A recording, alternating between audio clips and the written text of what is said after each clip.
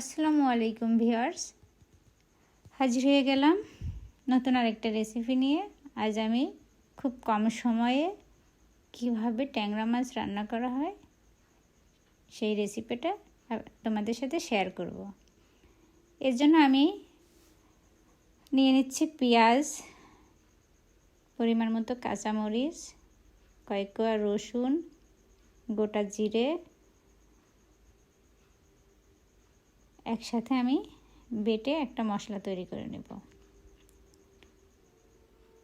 আমি এভাবে মশলাটা তৈরি করে নিচ্ছি। মশলাটা এখন তুলে নিয়ে আমি একটা পাত্রে রাখছি। এখন আমি এর মধ্যে দিয়ে দিচ্ছি ট্যাংরা মাছ, আর দিচ্ছি হলুদের গুঁড়া, মরিচের গুঁড়া, পরিমাণ মতো লবণ দিয়ে আমি ভালোভাবে মেখে নিচ্ছি।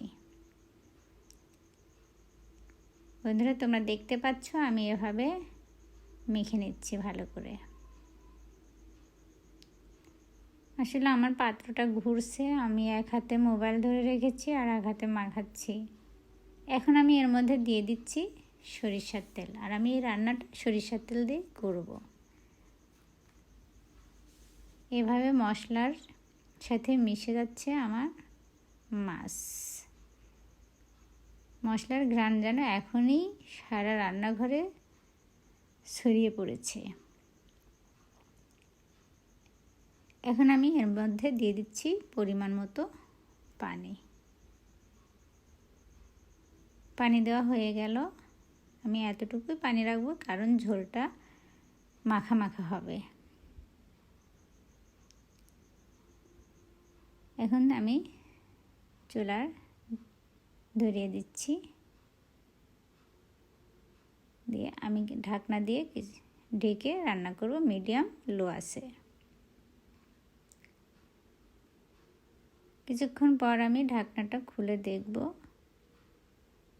কেমন হয়েছে। হ্যাঁ বন্ধুরা, তোমরা দেখতে পাচ্ছ আমি এখন একটু নেড়ে চেড়ে দিচ্ছি। দেখো সুন্দর একটা কালার এসেছে। আমি আরও কিছুক্ষণ এটা জাল দেব, কারণ আমি ঝোলটা মাখা মাখা করব। আবারও ঢেকে দিলাম। আবার কিছুক্ষণ পর আমি ঢাকনাটা খুলে দেখে নিচ্ছি কেমন হয়েছে। আমার রান্নাটা প্রায় হয়ে এসেছে। দেখো ঝোলটা মাখা মাখা হয়ে এসেছে। বন্ধুরা, তোমাদের কাছে ভালো লাগলে তোমরাও বাড়িতে ট্রাই করো। হয়ে গেছে আমার হাতে মাখা বাটা মশলায় ট্যাংরা মাছের ভুনা। তো ভালো লাগলে আমার চ্যানেলটা সবাই সাবস্ক্রাইব করো। আল্লাহ হাফেজ।